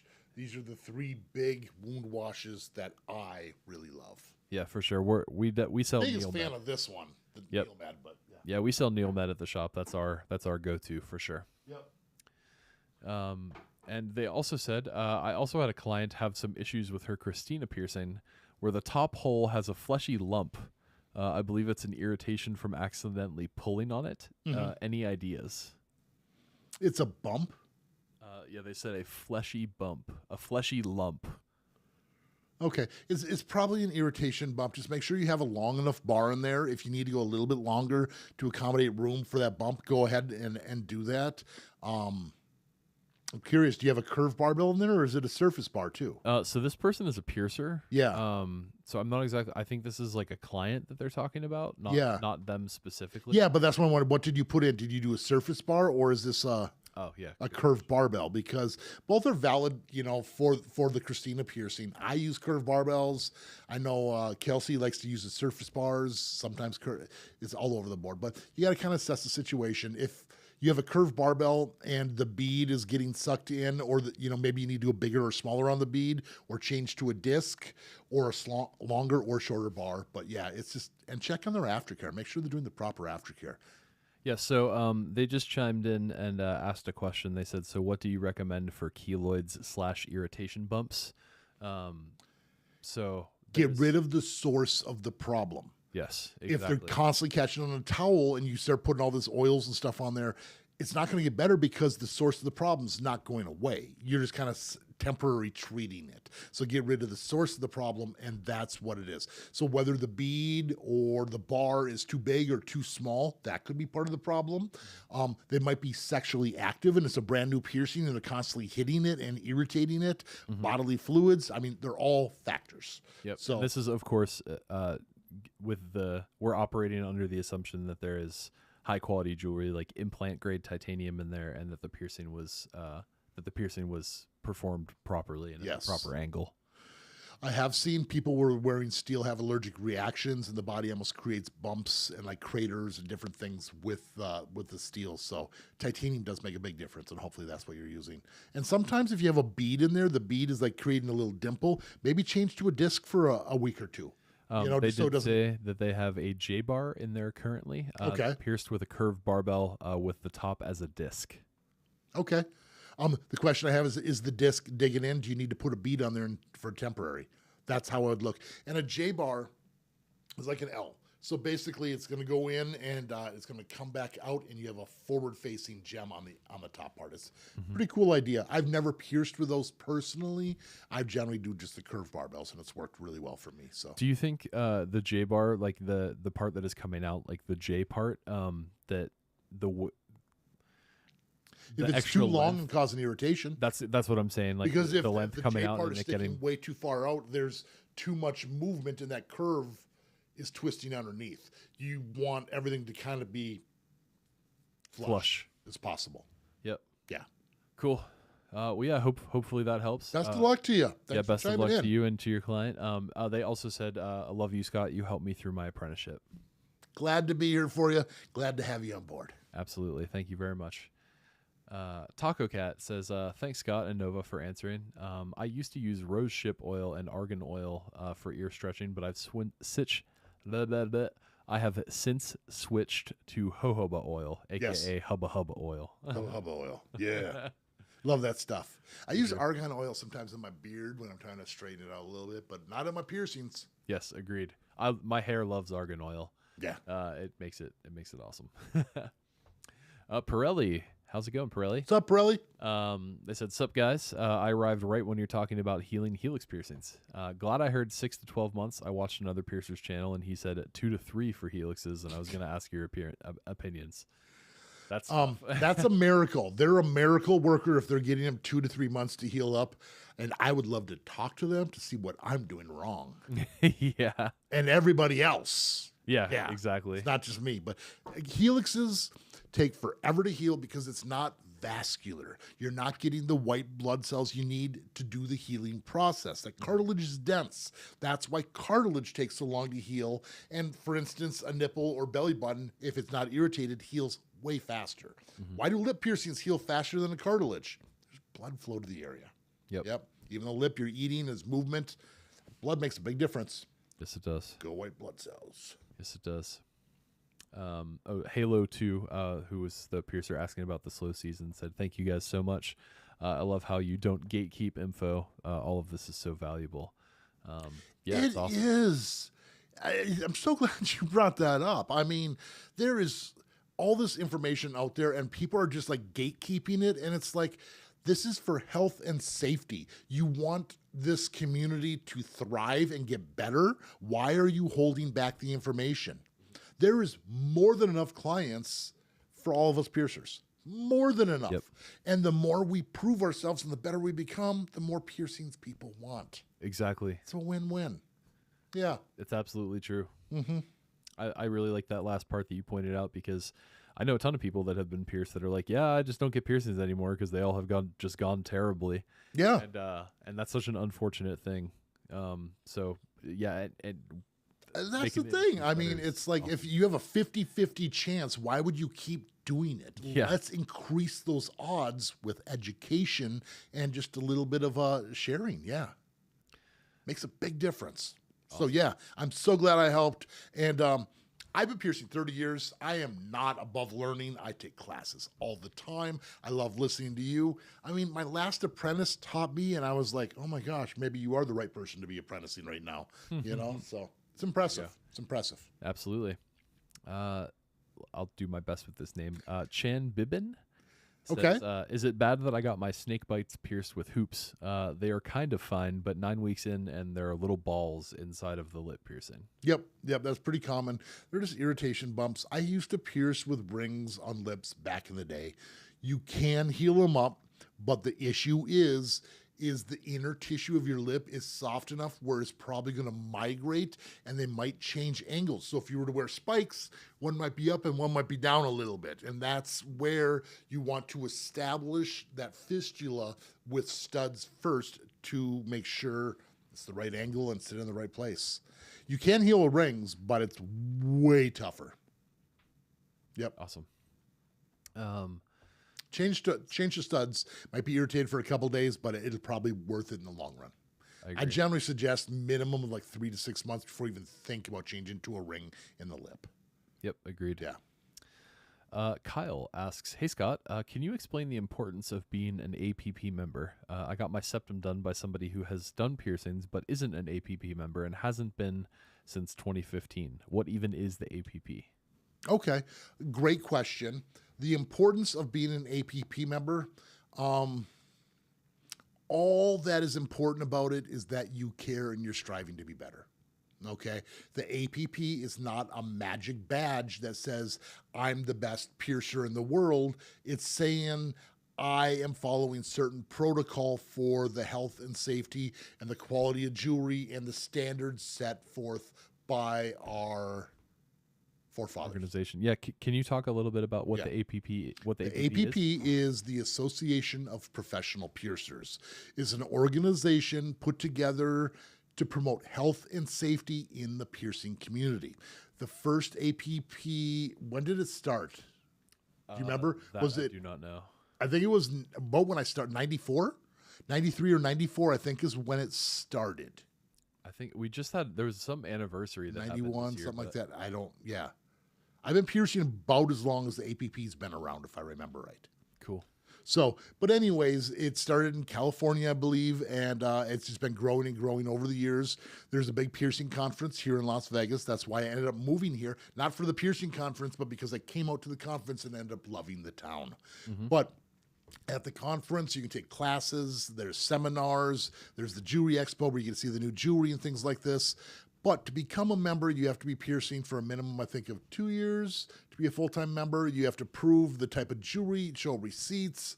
You have to do a video of your shop, walk all the way through without any edits to show that you're not doing any shady things and everything is up to protocol.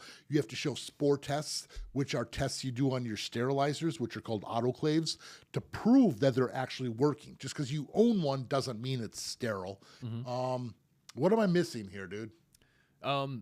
I would just say I think that's mostly what the APP is. I think that about covers it. Yeah. I will say that like a lot of people think that the APP sort of certifies or licenses people, and that is not true. Not at all. It just means that you are at least checking these standards as far as like jewelry quality and sterilization processes and stuff. The only skill-based type of thing that the APP is going to be pushing or saying or whatever is that you've been piercing for 2 years, so they're assuming you know what you're doing. Mm-hmm. But the APP says they follow jewelry standards and safety protocol as far as changing gloves, the proper chemicals to clean things, the cleaning, the mark, all those types of things. So just because you're an APP member doesn't mean you're going to do a straight good piercing. You can do a really jacked piercing, but you're probably not going to get infected. Yep. I also want to point out that you do not have to be an APP member to follow all of the standards that the APP sets forth, or go above and beyond. We are actually not members of the APP, even though we do go to the conference. Yep. We most likely will be renewing our membership, but there are a lot of people out there and a lot of shops out there that are not APP members that are very high quality shops. So it doesn't necessarily mean that...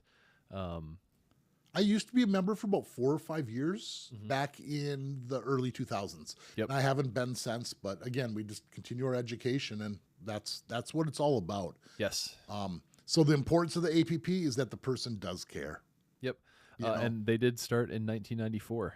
94, So okay. There you go. 30 Same year. years this year. Yeah. Awesome. So, yeah, we don't talk a lot about the APP other than it's like their standards, and if you're a piercer, you need to add this to your list of things to do in your lifetime. Agreed. The sooner, the better, because once you go, you're never going to want to miss it again. The networking with other piercers, just how we're talking right here. Like, you can do this to everyone. Like, how do you mark navels? Do you have them sit? Do you sit down? Do you have them laying down? Do you get on your knees to do this? Do you use a Sharpie? You can ask anyone, and we're all happy to talk about it. So Absolutely. That's why it's so important to go. It is so important. My first conference was amazing, a little overwhelming in a good way.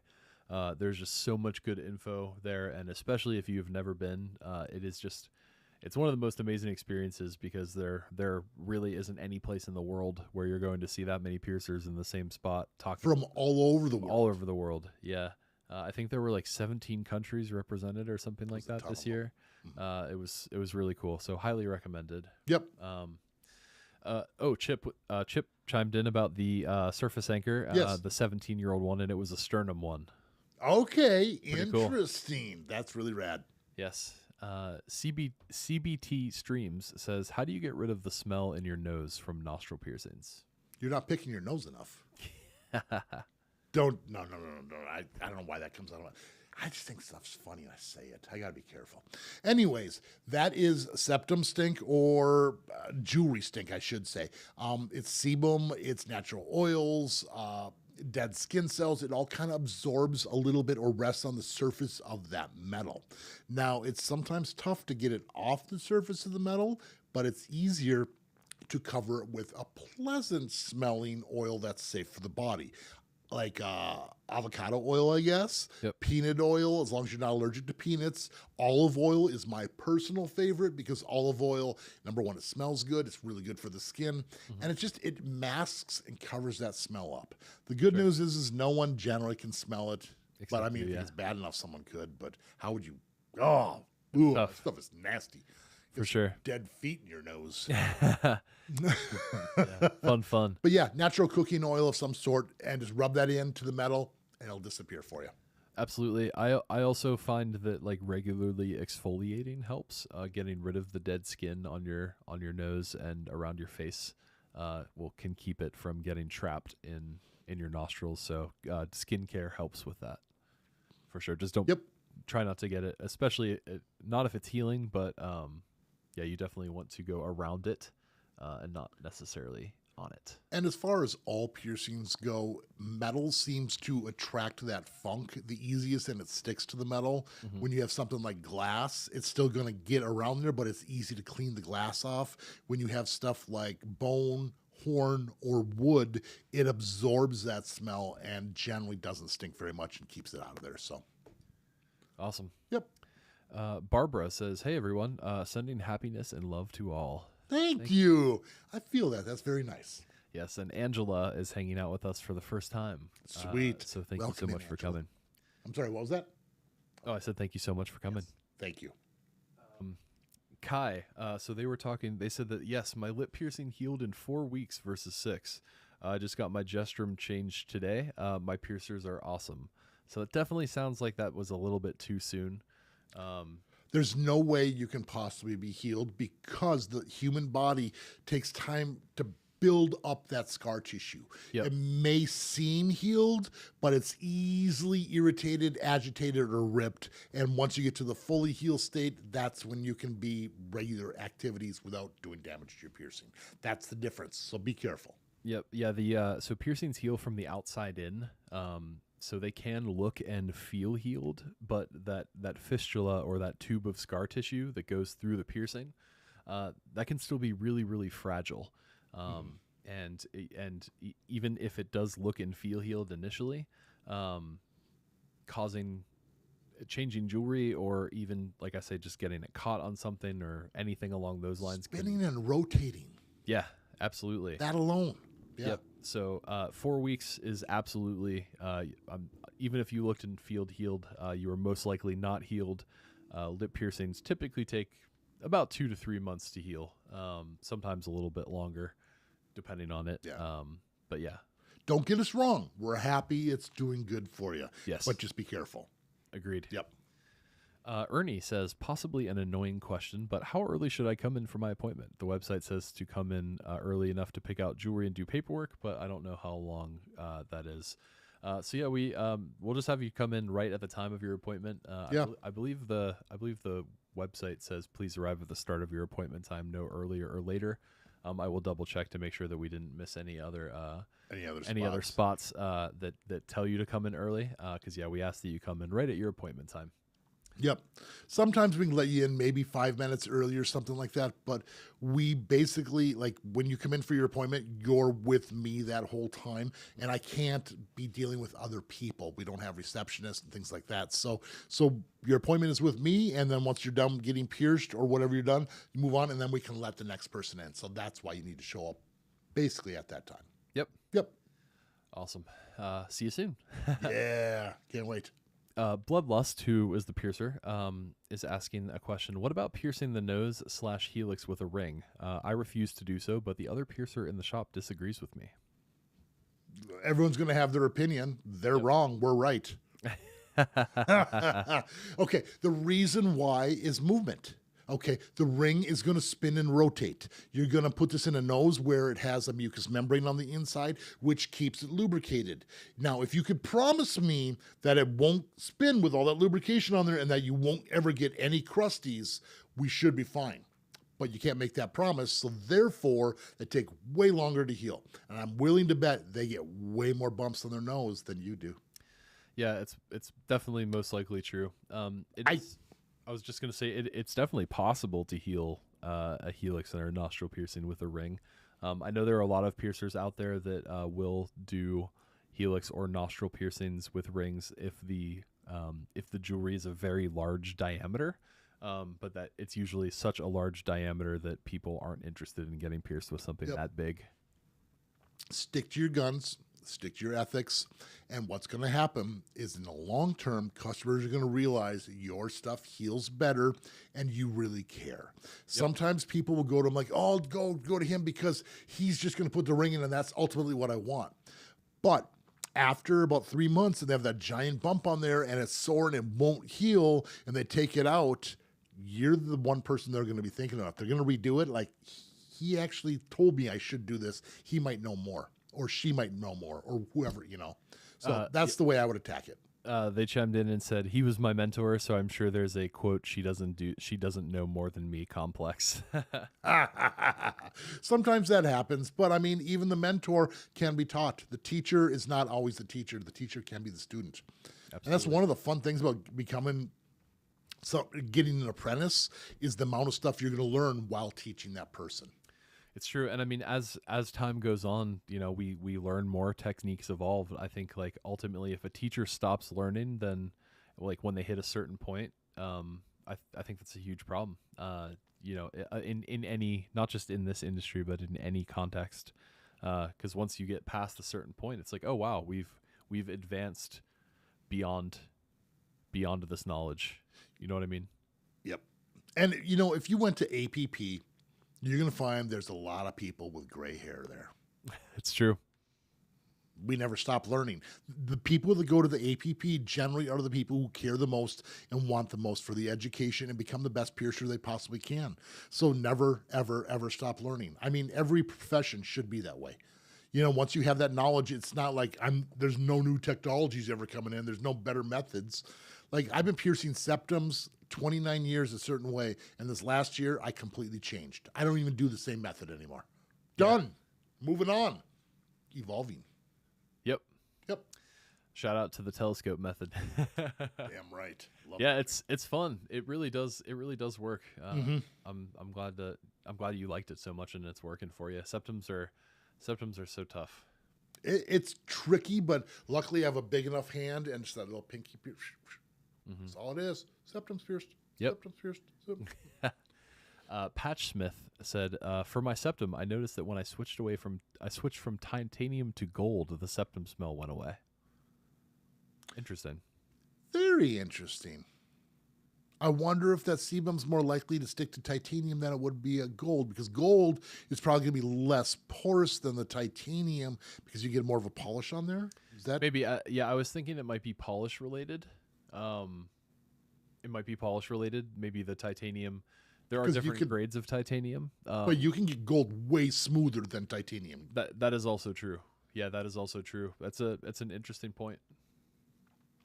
Now that you say that, I wonder if titanium stinks more than steel does, because steel's a softer metal and it's easier to get a polish on there, but it might be more pitted too. Question, man. Yeah, constantly. That would be the thing.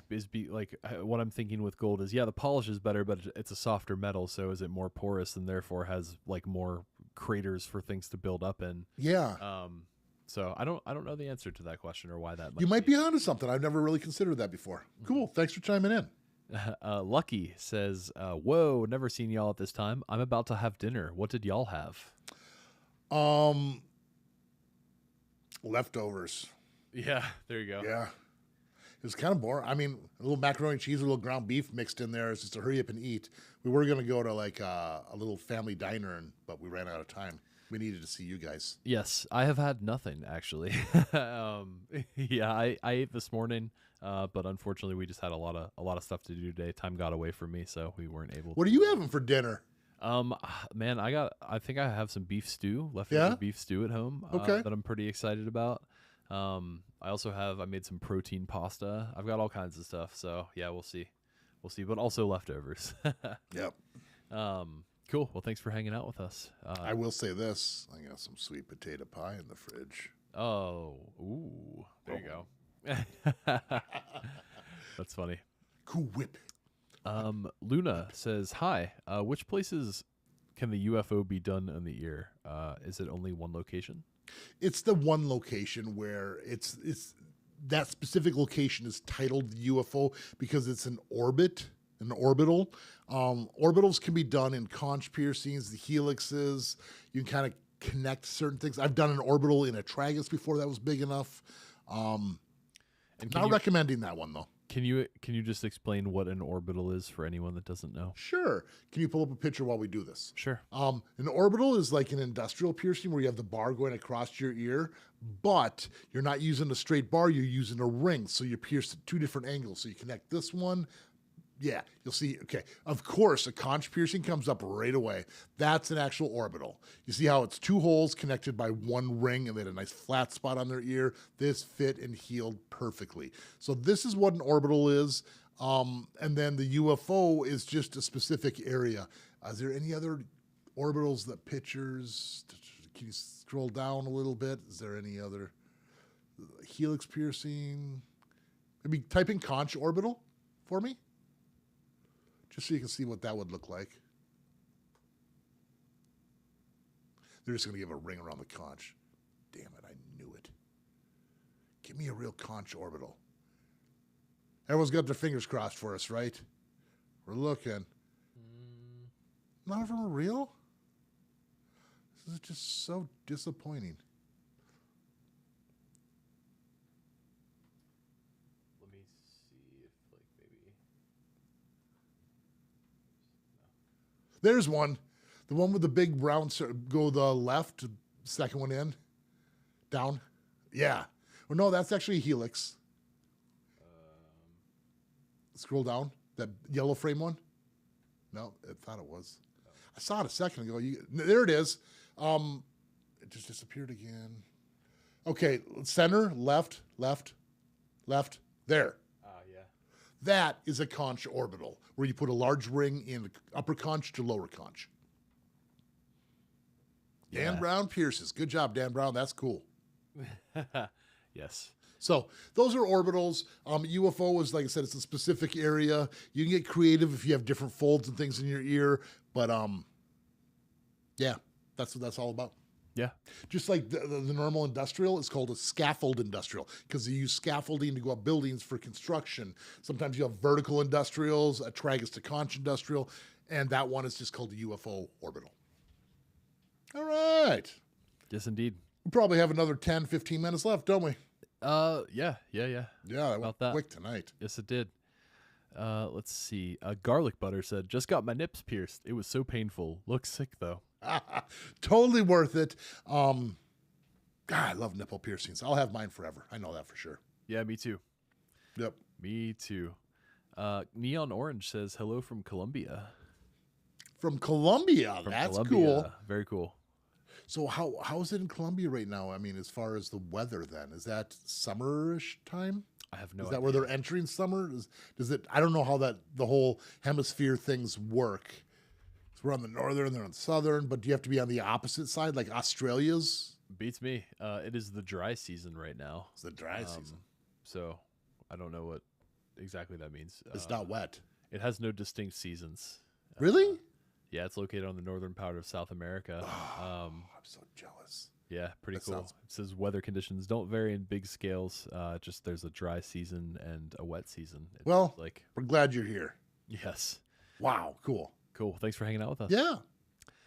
Lucky asks, any cool piercings you've done recently? Something that stuck out from your everyday norm? Question mark. I'm trying to think off the top of my head. See, the thing is like I remember people more than I remember the actual piercings. I think I did a couple sideburn piercings, surface bars. I've done a lot of septums.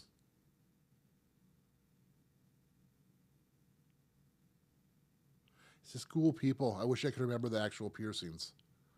Yeah. Yeah, I'm trying to think of some other ones. I know Kelsey did a like an upper conch or a snonch, as some people like to Yep. call it. That's what I like to call it. Recently. We've done a lot of cool piercings with like interesting jewelry. I'm trying to think of like a specific piercing that we've done recently but nothing too crazy. I think the craziest ones are my eyebrows. Like week and a half, Yes. 2 weeks ago, 6-gauge eyebrow piercings. That is definitely the craziest thing that Yeah. that I've seen done in a little bit. See a little bit of the black eye on there. See, I still have a little bit left. Yeah, you're still there. A little bit. Jack says, I've been thinking about getting a septum piercing, but as a guy, I feel gay if I get it, since most of the people who get it are gay guys and girls. So I definitely don't think that's true. There isn't necessarily like you can have any piercing, and the only thing that makes you gay is if you're gay. Is kind of how I look at it. So I know that there are a You're lot right. there are a lot of connotations, particularly about like lobe piercings that used to happen. But that's a thing of the past. Not anybody can get any piercing, and it doesn't make them any more or less gay. No or one less owns straight. anything. Exactly. No one owns septum piercings. No one owns nipple piercings. No one owns earlobe piercings. It's for everybody, and Yep. that's the way it's going to remain. If you want a septum piercing, go for it. And if it doesn't seem right to you, stretch it up. Find the right piece of jewelry. Get something that has more of a statement. If it seems too feminine or gay or whatever, change it up so it doesn't. So you're happy and you feel comfortable with it. Yep. But I mean, if you want it, get it. It's worth getting. Yep. And I would also say, I feel as though maybe the root of this comment is, you're worried about how other people will look at you or perceive you. Yeah. And I know it's tough. It's super easy to say and really hard to do, but it's important not to really give a shit what other people think. Pardon my French. I always forget, and I get one in every podcast, right? Yeah. So yeah, if you think it looks cool, and it makes you, when you get it, it makes you look in the mirror and say, like, I like the way that I look more with it. That's what matters. It really is. Yeah, it's not about what other people think. Other people are going to find a reason to dislike you or make fun of you no matter what. So I think it's really important to embrace who you are, and who cares what other people think. Yep. Everyone's always going to have opinions, whether they say it out loud or not, whatever. And that's what makes us all individuals. We're all characters. We're all our own personalities, and we can shape it however we want. Yeah. Yep. Exactly. So, yeah. Good luck to you. Yeah, absolutely. Patch Smith asks, what's the max amount of piercings that someone can heal at one time? Okay, in general, what I feel safe with is I tell people no more than a max of 4 to 5 piercings healing at once. Now, the thing is if you just got a big old tattoo on your arm that took 4 hours and you have 5 piercings, you're healing more than that. If you broke your leg and you just had an operation and it's like, well, I'm going to be in the bed, so I'm going to get like 6 piercings while I'm in bed. You're trying to heal your bone as well as, so you got to kind of weigh everything out. There are going to be people who get 14 piercings in one session and end up healing them. It's not normal. Yep. Don't expect that to happen to you. You're going to get bumps. You're going to have problems. The healing time's going to double. You're not going to be comfortable for a long, long, long time. And think about it this way. When a piercer says we don't like to have more than this many healing at once, do you think we're saying we don't like your money? Because we do. We just want you to keep coming back, and we want you to be happy. If I did all that, you're not going to be happy with piercings. You're going to walk away, and we might never see you come through that door again. So it's for your best interest why we say 4 to 5 piercings. Yep. I also want to throw out that it does depend on the piercings you get. Like if you got 2 large gauge conches, 2 high nostrils, and a bridge piercing, that's you're going to have a bad time. As opposed to 4 earlobe piercings. Yeah, exactly. And that's kind of where I make the exception a little bit, is if you had, like, you wanted 5 earlobe piercings or maybe 6, like 3 on each side, it wouldn't be the end of the world because they heal so fast and they're not very problematic. So what if it takes an extra month to heal if it goes from 2 months to 3 months? But if you're talking cartilage and it says, hey, let's, instead of going from 1 year and all you're dealing with soreness for 1.5 years to 2 years, that sucks. And that's the difference. Yep. So it's definitely situational. It's something that depends on who you are, what piercings you're getting, et cetera, et cetera. Correct. All right. Ernie, we got a couple more questions.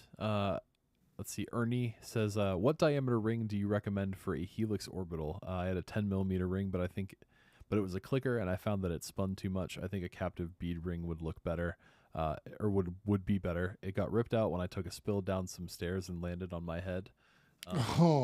That is a tough time. I'm very sorry that happened. Yeah. I would never pierce with a clicker. That's only for a healed one, just because that little seam of the gap's going to get in the middle and it's going to cause extra irritation. And this is already a super sensitive piercing. Mm-hmm. I prefer circular barbells, the ones with the 2 beads on there, because if you slightly overswell, I can expand the ring to go to an in-between size or shrink it. Not shrink it, but it'd just be expanded and go back to normal when you're done. Mm-hmm. Now, as far as minimum size, the smallest I would ever do any more would be a 3/8 of an inch, which is how many millimeters? I'm sorry, what? 3/8 of an inch? Let me get my trusty handy dandy notebook here. 9.5 millimeters. 3/8 of an inch is 9.5? Yep. Okay. According to this sheet. Yeah. So, and how many millimeters did they say they had, or we're gonna 10? Yeah. So that's about a 3/8. Yeah, about 3/8. So it should be all right, but it depends on the thickness of your cartilage. If your cartilage is thicker, then I'm gonna want to do a larger diameter ring. Yep. Then you might want to go up to like maybe an 11 or a 12 millimeter. So the piercer should let you know as far as that goes. Again, rule of thirds. You don't want to have You need to have more ring showing. You can't have that ring completely entrapped in there. Absolutely, and everybody's different also. So It is. It depends on ring. wearing the Helix too. Yep. So yeah. Awesome. Good question. Thanks for asking. Yes. Luna de Blue is saying. There you are. They said, thanks. I'm thinking of what else I should pierce. I know I want an off-center vertical labret. I'm nervous how much it will hurt. It will be my first lip piercings. For lip piercing. I love your advice. I've learned a lot, and I have 18 piercings. Fantastic. We love having you here, Luna. The thing about a lip piercing, you've bitten your lip, and that's hurt more than the piercing will. Straight up. It's a little pinch, and if you've had 18 piercings, you've had cartilage piercings, you've been through way more of a ringer than what this is going to be. The frustrating part about a vertical lip piercing is every time you put the glass, ting, ting, and it seems annoying at first, and then you eventually figure it out. Same thing, a fork or a spoon getting hit, those are the annoying things, but it's not that bad. It's a pinch, but like I said, you've bitten your lip way worse. Agreed. Yep. Last question. It looks like we've got our one of our favorites, Ursula's Odds and Sods. Ursula, welcome in. Thanks for hanging. Ursula is asking, I've heard people saying it is dangerous or risky to wear wood jewelry overnight. Is this true or nonsense? I say nonsense. Back when I had earlobes, I wore wood jewelry almost exclusively. I had 2-inch and then got them all the way up to 2.5 inches. And I mean, for years and years and years, I couldn't get metal. I couldn't get glass. That's all I could get was the wood. And I wore them on a regular bed. No, okay, we got to back up here. Now that you bring that up, I didn't sleep with my plugs in. So because my ears were big enough, I'd leave them out at night and I put them in every morning, but I wear them 10 to 14 hours a day. So, and I've never, ever, ever had a problem until they start drying out. Now, when the plug starts drying out, you need to re-oil it, get like a hubba oil, however you want to pronounce it, and olive oil, and you rub that in there, and then take a little bit of beeswax, like you can buy like pure beeswax, and you just kind of like color on it like a crayon, and then you want to take a paper towel and rub it into all the pores. You've just refinished your plug, and now it's not going to stick. The only issues I ever had is, like I said, when it's dry, sometimes the plug is tough to get out because your ear's almost sticking to the plug. That would be about it. Be careful on the wood plugs you use because certain woods are very toxic to the body, and people can have allergic reactions to them. That's where I'm willing to bet. This. It's dangerous to leave them overnight or to wear them overnight is that maybe they're wearing wood that is low quality. Yes. Or wood that isn't suitable for long-term wear, and then they're wearing them long. There's not a time. Yeah, there's not a lot of safe woods you can wear, and when you find something like, oh, that's beautiful, I've never seen that before, it's probably not safe. Why wouldn't we be wearing it before if that was the beautiful wood?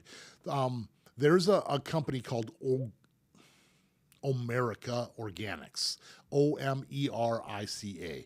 They make wood plugs, and they only sell like 6 or 10 different wood strains. Can you pull that up real quick and see if we can kind of show that, just kind of finish it off with this? And these are all safe, proven woods. It's going to be like maple, Cadillacs, pink ivory, ebony,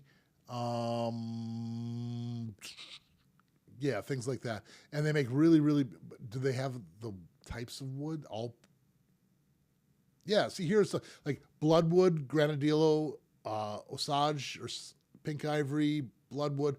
They got a couple of wild olive. Those are some of my favorite materials. Like I said, olive oil is good for, and this is the actual tree for it. So as you see, then they start repeating some of these same woods. But these are safer woods. You can see how they're not too crazy exotic. If you want exotic out of this, then you start getting into the gem inlays. You can get like different etchings and designs put in there. But stick to the basic woods and a good quality wood company, and that will make all of the difference in the world. See, you just take a real basic wood like that, and you can make it super, super fancy.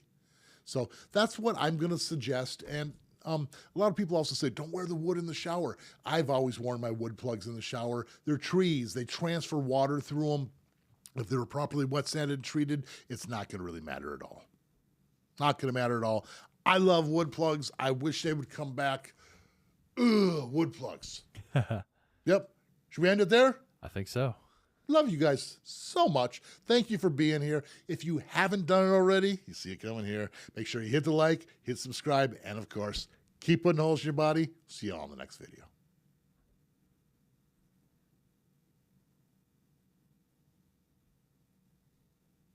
We're done. Cool. Oh wow, this thumbnail is something else, dude.